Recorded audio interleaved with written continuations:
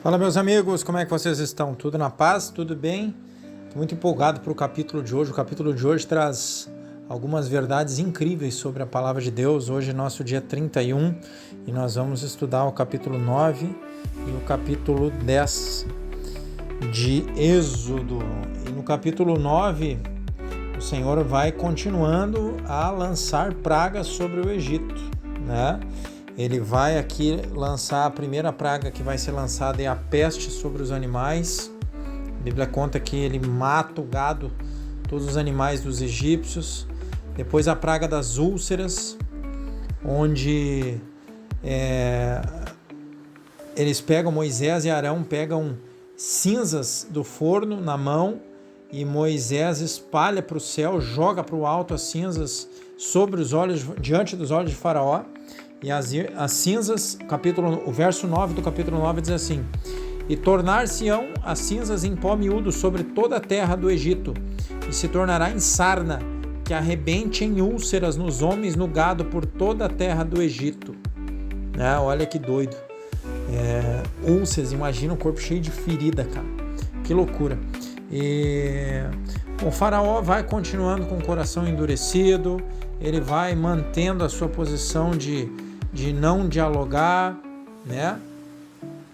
E depois Deus manda dizer a Faraó sobre mais uma praga, que é os trovões e a saraiva de fogo, chuva de fogo que desceu sobre o Egito, né? E aqui eu vou ler o verso 19, 20 e 21 do capítulo 9. Agora, pois, Moisés falando, envia, recolhe o teu gado e tudo que tens no campo, todo homem e animal que for achado no campo e não for recolhido à casa, a saraiva cairá sobre eles e morrerão. Quem dos servos de Faraó, olha que legal isso aqui, verso 20, olha que chave poderosa. Quem dos servos de Faraó temia a palavra do Senhor, fez fugir os seus servos e o gado para suas casas. Mas aquele que não tinha aplicado a palavra do Senhor ao seu coração, deixou os seus servos e o seu gado no campo. E aí tudo foi destruído. Então olha que legal aqui, cara. Deus avisa, ele não faz distinção aqui dos egípcios, dos israelitas, e diz, olha, quem teme a minha palavra, tira todo mundo do campo e manda para dentro de casa. Quem estiver na rua vai morrer. Então, mesmo sendo egípcios, alguns temiam a palavra do Senhor. E quem temeu foi salvo. A Bíblia diz aqui, aquele que tinha aplicado a palavra do Senhor. Por isso que Jesus diz assim, não é quem me chama Senhor, Senhor, é aquele que faz as minhas palavras, que vai viver comigo no reino dos céus, né? E aí, depois de tudo quase ter sido destruído pela saraiva, no verso 27, Faraó manda chamar Moisés e Arão e diz, esta vez pequei, o Senhor é justo, mas eu e o meu povo ímpios. Orar, e aí ele vem com aquela mesma conversinha, né? Ora ao Senhor teu Deus para que pare a saraiva e os trovões, e aquela velha história, né? Todavia, e aí ele, para variar, ele volta atrás de novo, né? Todavia, quanto a ti e aos teus servos, eu sei que ainda não temereis diante do Senhor, diz Moisés. Isso Moisés fala para Faraó antes do Faraó voltar atrás, esse miserável. O Faraó, ele brincava, né? É um comportamento que muitos... A gente já falou sobre isso no áudio anterior. A gente pede as coisas para Deus, Deus dá e a gente se revolta contra ele logo depois de novo, depois que a gente está bem, né? Ou que a gente recebe o nosso pedido. Vendo o verso 34 do capítulo 9 diz assim, vendo o Faraó que cessou a chuva e a saraiva e os trovões, continuou a pecar e agravou o seu coração ele e os seus servos. Continua cometendo os mesmos erros. E no capítulo 10 vem a praga dos gafanhotos, né?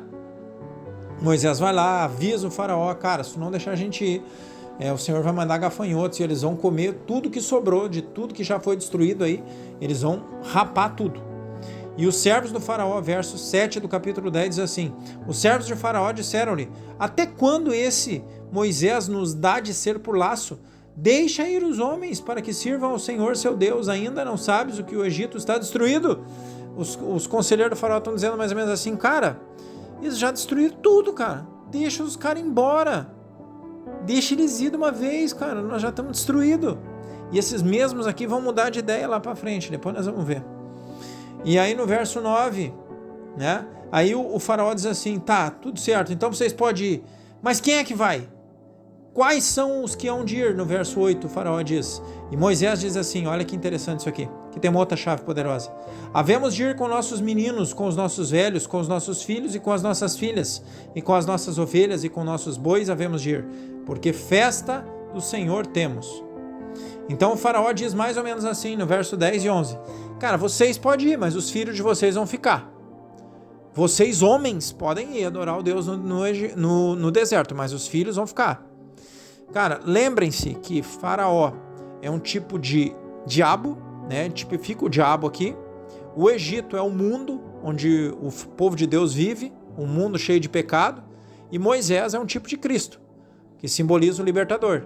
Então, o que o faraó, na figura de faraó, está dizendo aqui? Cara, eu vou fazer de tudo para os teus filhos, para a tua família não servir ao Senhor. Tu até pode ir, mas a tua família não vai ir. Vai, tu pode ir, mas a tua família não. Faraó, o diabo sabe, cara, que a família é a instituição mais preciosa para Deus. E ele quer, cara, o diabo tem uma tara pelas nossas crianças, cara. Cuidem dos seus filhos, cara. Não admitam os seus filhos no mundo, cara. Não admitam os seus filhos no mundo. E aí Deus manda, Moisés diz nada feito, então vai chover gafanhoto, rapaz. E aí Moisés levanta as mãos e vem gafanhoto, eles cobrem a face de toda a terra do Egito, de modo que a terra se escureceu. E aí, depois de os gafanhotos destruírem todo o restante ainda que tinha do Egito, no verso 16 do capítulo 10, Faraó se apressou a chamar Moisés e Arão e disse: pequei contra o Senhor vosso Deus e contra vós. Aquela mesma historinha, né? Tô todo lascado, eu me arrependo, quero voltar para Deus. E sabe o que é mais engraçado? Pô, Deus responde a esse tipo de oração, porque Deus é fiel. Ele não, cara, quando eu me arrependo, Ele me ouve, mesmo Ele sabendo que eu vou voltar atrás ali na frente. Ele responde a oração de Faraó e tira todos os gafanhotos, né? A oração de Faraó não, o pedido de Faraó para que Moisés ore por ele. Moisés vai lá, ora, Deus tira todos os gafanhotos no dia seguinte, e Faraó volta a endurecer o coração e não deixa o filho de Israel ir. Olha que loucura. E depois vem a praga das trevas, que Moisés estende a mão e ficaram 3 dias noite. A Bíblia diz que ninguém se mexeu, né, do seu lugar nesses 3 dias, nenhum dos egípcios, mas a Bíblia também fala, o verso 23 aqui, ó, não viu um ao outro e ninguém se levantou do seu lugar por 3 dias, mas todos os filhos de Israel tinham luz em suas habitações. Então praga era pro Egito, cara. Imagina os caras olhar da sua casa assim e eles não conseguiam nem ver, era densa as trevas. A Bíblia diz que tu quase podia tocar a escuridão de tão denso que era. E aí Faraó chama, de novo, o mesmo padrão de atitude. Verso 24, Faraó chamou a Moisés e disse: ide, servi ao Senhor, somente fiquem vossas ovelhas e vossas vacas. Vão também convosco as vossas crianças. Cara, eu aconselho você... Bom, eu não quero que você fique só nesse áudio, né? Eu quero que você leia a Bíblia, porque o áudio aqui é muito limitado. A Bíblia vai te dar, o Espírito Santo vai te dar um entendimento, para mim ele vai dar outro, né? Mas aqui tem uma coisa muito importante. Uma parte, Jesus tem uma palavra que ele diz assim: ninguém pode servir a 2 senhores. Ou servimos a Deus ou a Mamon. E Mamon ali ele está tratando de dinheiro especificamente. Ele está falando de dinheiro, das riquezas do mundo. Em primeiro lugar, eu quero dizer que na Bíblia não tem nada que proíbe as pessoas de serem ricas. A questão é, aonde está o teu coração? O teu coração está na riqueza, tu está servindo a Mamon, tu está servindo ao dinheiro. E a Bíblia diz que não se pode servir a 2 senhores. Jesus disse isso, ou é a Deus ou é a Mamon. Então, aqui quando o Faraó diz assim, vocês podem ir, mas os bens de vocês ficam. Porque naquela época não tinha carro, não tinha dinheiro, entendeu? Os bens deles eram os animais, né? E aqui o Faraó diz assim, não, vocês podem ir, mas os bens de vocês vão ficar aqui. E aí, parece que eu vejo Moisés dizendo assim, como é que é, cara? Como é que é? Não, cara, nós vamos sair daqui, nós vamos levar tudo.